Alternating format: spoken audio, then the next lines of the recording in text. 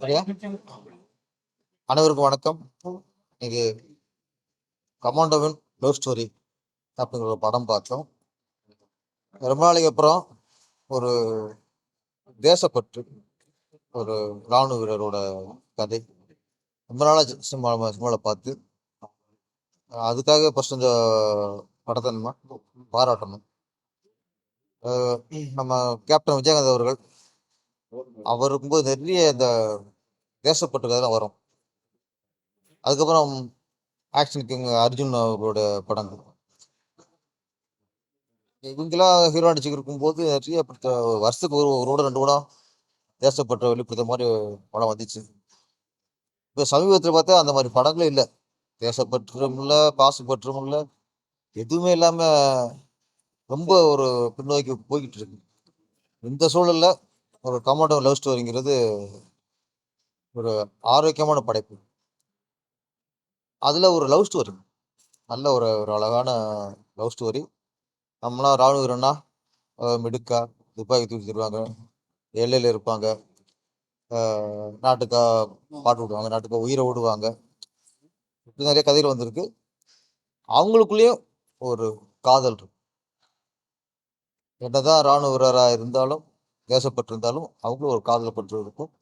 அந்த காதலும் ஒரு தெய்வீக காதலா இருக்கும் அப்படிங்கிறத இந்த படம் சொல்லுது.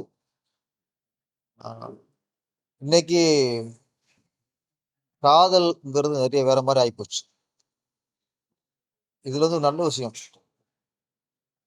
ஒரு பொண்ணு ஒருத்தர் லவ் பண்றா, அவர் இறந்துட்டாலும் அவரையே கணவன் நினைச்சு ஒரு வாழ்ற ஒரு நல்ல ஒரு ஒரு கலாச்சாரத்தோட உள்ள ஒரு கதை. இன்னைக்கு வேற மாதிரி கலாச்சாரம் போயிட்டு இருக்கு. அப்படி இருக்கிற சூழ்நிலை ஒரு நல்ல கருத்து சொல்லியிருக்காங்க. ஹீரோ நடிச்சிருக்க வீர அன்பரசு, அவர் தான் இயக்குனர், அவர் தான் அழகா பண்ணியிருக்காரு. செகண்ட் ஹாஃப்ல நிறைய சென்டிமெண்ட் சொல்றாங்க, நம்மளே கண்களுக்கு வச்சிருச்சு. எல்லா நடிப்பு நல்ல வேலை வாங்கியிருக்காரு. கதாநாயக நடிச்ச பொண்ணு, அவங்களுக்கு தமிழ் தெரியாதுன்னா கூட படத்தில் உள்ள நல்லா நடிச்சு அவங்க எமோஷனை காட்டியிருக்காங்க. அவங்களுக்கு அப்பா அம்மா நடித்தவங்க, இந்த மாதிரி கதாநாயகனுக்கு அப்பா அம்மா நடித்தவங்க எல்லோரும் நல்லா நடிச்சிருக்காங்க.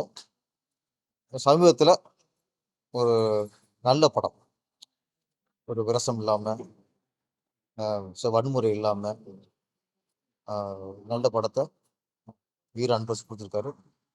ஒரு நல்ல படைப்பு கொடுத்த அவருக்கு என்னுடைய மனமார்ந்த வாழ்த்துக்கள்.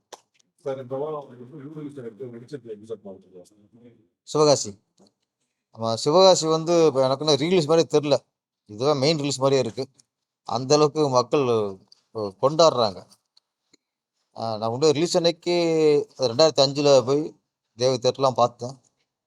அன்னைக்கு பார்த்தோட இன்னைக்கு பல மடங்கு ரசிகர்களோட ஆதரவும் அவருடைய ஆர்ப்பரிப்பு, பரபரப்பு, கொண்டாட்டம் எல்லாம் அவ்வளோ பல மடங்கு இருக்கு. நான் அதில் ஒரு விஷயம் வந்து கொஞ்சம் 21 வருஷம் கழிச்சு படம் பார்க்க போகும்போது ஒரு விஷயம் கொஞ்சம் பயந்தேன். இந்த சென்டிமெண்ட் மற்றெல்லாம் ஓகே தான், ஆக்ஷனு சாங்குங்கெலாம் போகும், என்ஜாய் பண்ணுவாங்க, நம்பிக்கை முழுசாக இருந்துச்சு. சென்டிமெண்ட் மட்டும் கொஞ்சம் பழசாக ஃபீல் பண்ணுவாங்களோன்னு நினச்சேன். ஆனால் இப்போ உள்ள ஜென்ரேஷன், இப்போ காலேஜ் படிக்கிற பொண்ணுகள் பசங்க கூட அந்த சென்டிமெண்ட்டை கொண்டாடினாங்க, அவங்க ரொம்ப பிடிச்சி போச்சு. அதுதான் எனக்கு இந்த ரீலீஸ் எனக்கு கிடைச்ச வெற்றி அப்படிங்கிறது. இந்த காலகட்டத்திலையும் சென்டிமெண்ட்டை மக்கள் விரும்புகிறாங்க, இன்றைக்கும் சென்டிமெண்ட்டுக்கு வெற்றி கொடுக்குறாங்கிறது தான் எனக்கு இந்த ரீலீஸில் சிவாசில் நான் கற்றுக்கிட்டது. அந்த மக்களுக்கு வெற்றியை கொடுத்த, திரும்பவும் வெற்றியை கொடுத்த ரசிகர்களுக்கு, அது குறிப்பாக விஜய் ரசிகர்களுக்கு, விஜய் ரசிகர்கள் வந்து எப்படி சொல்கிறது தெரில. ஆமாம், 20-30 வருஷம் கழிச்சு பார்த்தா பல மடங்கு ரசிகர்கள் இன்னைக்கு வெறியராக இருக்காங்க. சிவாசி ஃபர்ஸ்ட் ரிலீஸ் ஆகும்போது ரசிகராக இருந்தவங்களாம் இன்னைக்கு வெறியராக இருக்காங்க. நிறைய பேர் தொண்டரை மாறிட்டாங்களே இப்போ. ஆமாம், அதனால் இப்போ வந்து சிவாசியில் வந்து அந்த எலெக்ஷன் போர்ஷன், அது கதையை செகண்ட் ஹாஃபில் தேர்தல் தான் வரும்.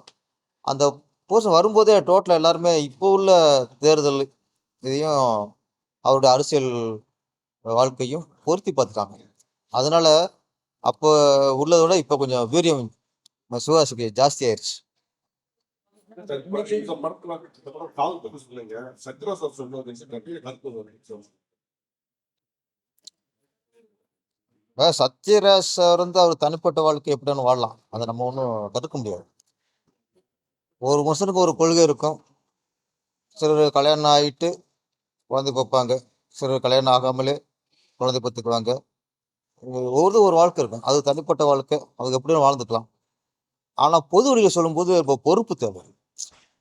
அதுவும் ஒரு பிரபலமாக இருக்க ஒரு நடிகர் சத்யராஜ் அவர்கள் வந்து ஒரு விஷயத்தை சொல்லும்போது அது நாட்டுக்கு நல்ல விஷயத்தை சொல்லணும், குடும்பத்துக்கு நல்ல விஷயத்தை சொல்லணும். கலாச்சார பண்பாடு அவருக்கு வேணா இல்லாமல் இருக்கலாம், ஆனால் அதில் தான் அந்த நாடு இயங்கிட்டு இருக்கு, இந்த உலகம் இயங்கிட்டு இருக்கு. நீங்கள் அந்த அச்சாணியை பிடிக்கிட்டீங்கன்னா தப்பு. நீங்கள் இப்படி தான் வாழணும் நாங்கள் சொல்ல மாட்டோம், நீங்கள் எப்படி வாழ்ந்துருக்கலாம்.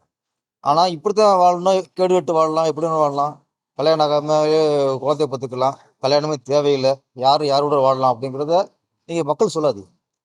அது தப்பான ஒரு உதாரணம் ஆயிடும். ஏன்னா உங்களை மாதிரி பிரபலம் சொல்லும்போது லட்சக்கணக்கான மக்கள் அதை பார்க்குறாங்க, அவங்கள போய் அது சேருது, கருத்துக்கு சேருது. அப்போ நம்ம ஒரு கருத்து சொல்லும்போது அது லட்சக்கணக்கான மக்களை போய் சேருது அப்படிங்கும்போது நம்ம ரொம்ப கவனமாகவும் பொறுப்பாகவும் சொல்லணும். இப்படி பொறுப்பு இல்லாமல் சொன்னால் தப்பு. இப்போ சொல்கிறேன், இந்த கலாச்சாரம் பண்பாடுங்கிறது நம்ம நாட்டுக்கு ரொம்ப முக்கியம். ஃபஸ்ட்டு எதுவுமே தேவையில்லை, சடங்கு தேவையில்லை, கல்யாணம் தேவையில்லை, கலாச்சாரம் தேவையில்லை, பண்பாடு தேவையில்லைன்னா நீங்கள் பின்னோக்கி போங்க. ட்ரெஸ்ஸு எப்படி வேணாலும் போடலாம், என்னோட சொல்லலாம். நீங்கள் எதுக்கு நம்ம கலாச்சார பண்பாடு எதுக்கு வந்து கடந்து வந்திருக்கோம்? ஆதிவாசியாக இருந்து போடலாமேங்கிறேன் நான். காட்டுவாசியாக இருக்கும்போது எப்படி இருந்தோம்? அவங்களுக்கு பண்பாடு இல்லைங்க. காட்டுவாசியாக இருக்கும்போது அவங்களுக்கு கலாச்சாரம் இல்லை, அவங்க ட்ரெஸ்ஸே இல்லை அவங்களுக்கு. முதல்ல இங்கே ட்ரெஸ்லாம் வாழ்ந்துருப்போம், உங்களை யார் வேணாங்கிறது. இப்போ அவங்க பொண்ணு சொன்னாங்க, கலந்து போச்சு. அதுக்கு இவர் சப்போர்ட் பண்ணுற மாதிரி வராரு. அது ரொம்ப டோட்டலாகவே அந்த கல்ச்சரையே காலி பண்ணுற மாதிரி ஒரு தப்பானது. சத்யராஜெல்லாம் கொஞ்சம் பார்த்து கொஞ்சம் பொறுப்பாக பேசுங்க, இல்லைன்னா பேசாமல் இருங்க. நான் இப்போ சொல்கிறேன், நீங்கள் எப்படியும் வாழ்ந்துக்குங்க, யாரும் உங்களுக்கு கேட்க மாட்டாங்க. நல்ல விஷயத்துக்கு கெடுக்கிற மாதிரிலாம் பேசக்கூடாது.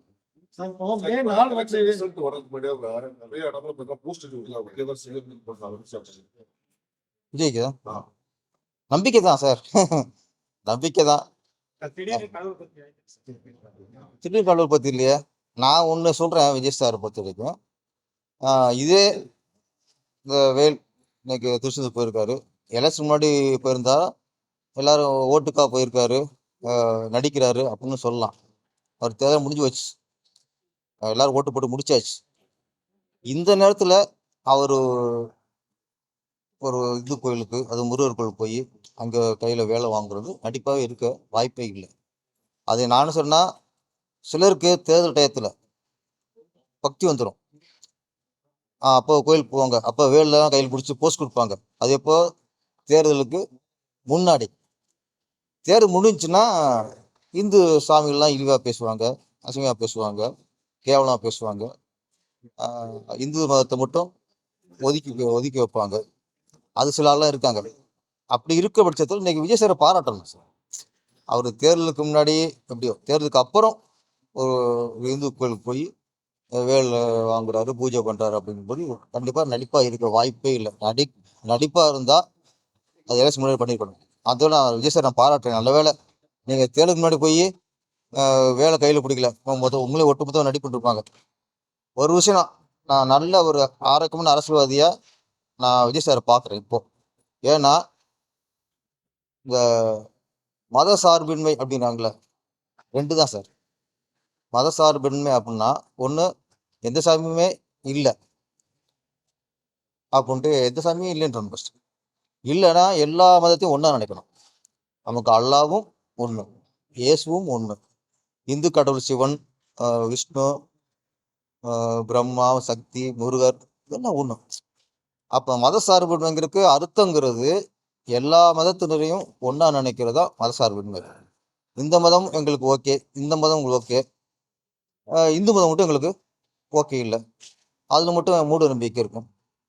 அல்லது நாங்கள் தீபாவளி வாழ்த்து சொல்ல மாட்டோம், பொங்கல் வாழ்த்து சொல்ல மாட்டோம், தமிழர் திருநாள் தமிழர் புத்தாண்டு வாழ்த்து நாங்கள் சொல்ல மாட்டோம். ஆனால் மற்ற மதத்துக்குலாம் எல்லா வாழ்த்தும் சொல்லுவோம் அப்படிங்கிறது மதச்சார்புன்னு சொல்கிற போலித்தனம். அது மக்களை ஏமாத்துறது. அப்படி பார்க்கும்போது இன்னைக்கு விஜய் சார் வந்து சர்ச்சுக்கு போகிறாரு, மசூதிக்கு போகிறாரு, இப்போ இந்து கோயிலுக்கும் போயிடுறாரு. அப்படிங்கும்போது இதுதான் மதச்சார்பின்மை. எல்லா மதத்தினரையும் மதிக்கணும்.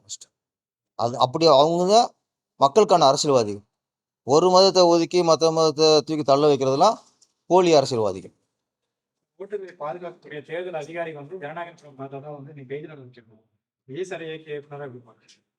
தப்பு தான் சார். ஒரு படம் லீக் ஆச்சு, அதை லீக் பண்ணவங்கள அரெஸ்ட் பண்ணிட்டாங்க.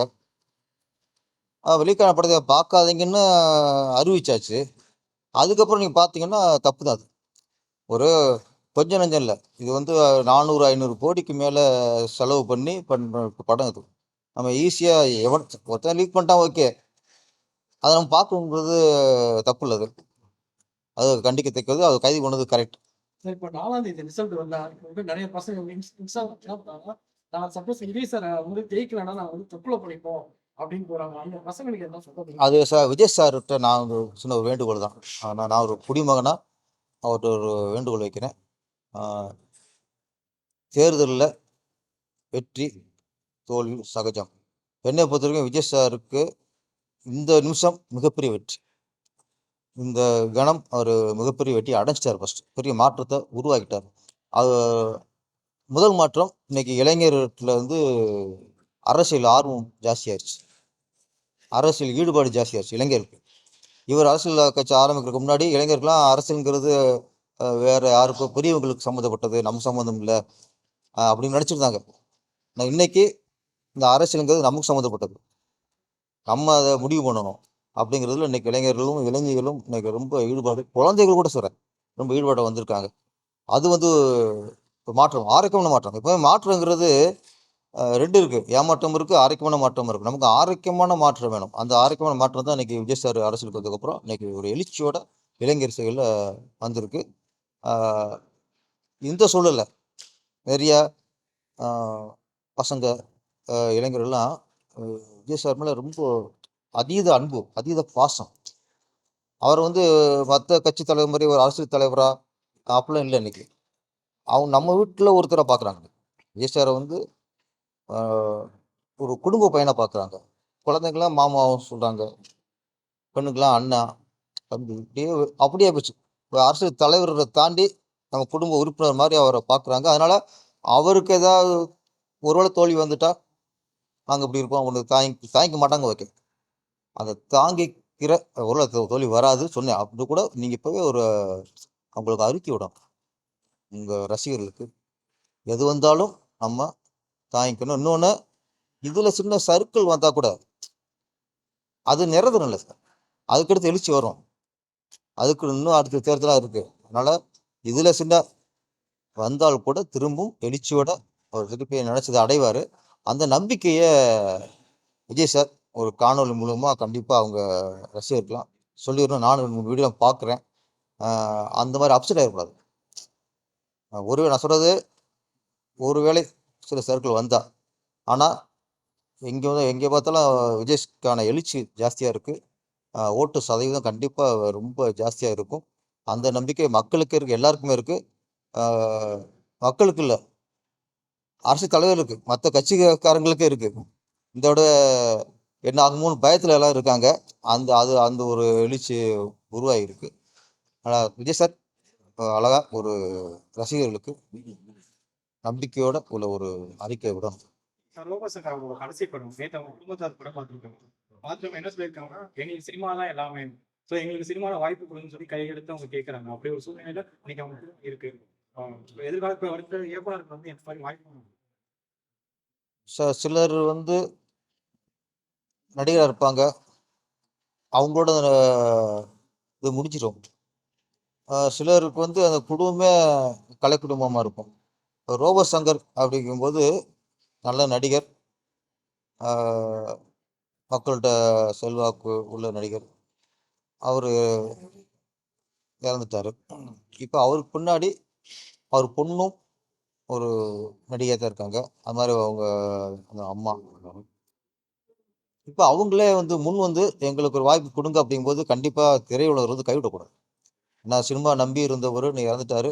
அவரை நம்பி இருந்தவங்க இன்னைக்கு வாய்ப்பு கேட்டு இருக்காங்கும்போது கண்டிப்பாக ரோபசங்கரை வச்சு படம் பண்ண இயக்குனரும் சரி, ப்ரொடியூசரும் சரி, திருப்பி படம் பண்ணும்போது அவங்களுக்கும் வாய்ப்பு கொடுக்கணும். அது வந்து ஒரு சினிமா கலைஞர் குடும்பத்துக்கு நம்ம வந்து கை கொடுக்குற மாதிரி. கண்டிப்பாக அவங்கள கேட்குற அளவுக்கு வச்சிருக்க கூடாது. இருந்தாலும் கேட்டுட்டாங்க.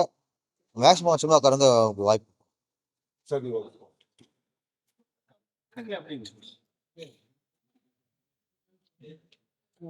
அம்மானவன் லவ் ஸ்டோரி ரிலீஸ் ஆகி இன்னைக்கு 5வது நாளுக்கு நோக்கி போய்கிட்டு இருக்கு. மக்களோட ஆதரவு அப்படியே கொஞ்சம் கொஞ்சமாக பெருகிட்டு வருது. இது தொடரும்னு நினைக்கிறேன். ஒரு கமாண்டோவின் லவ் ஸ்டோரியோட தீவிரமான ஒரு காதல் கதையை சொல்லியிருக்கேன். மென்மையான காதல். ஒரு இதுக்கு மேலே ஒரு காதலை சொல்ல முடியுமான்னு எனக்கு தெரியல. ஒரு வித்தியாசமான காதல் கதையை கொடுத்துருக்கேன். சார் வந்து நடித்து கொடுத்துருக்காரு. உண்மையாலுமே அவருக்கு என்னோட வாழ்த்துக்களை சொல்லிக்கிறேன். அவர் கொடுத்த சப்போர்ட்டுக்கு நன்றி தெரிவிச்சுக்கிறேன். அதே மாதிரி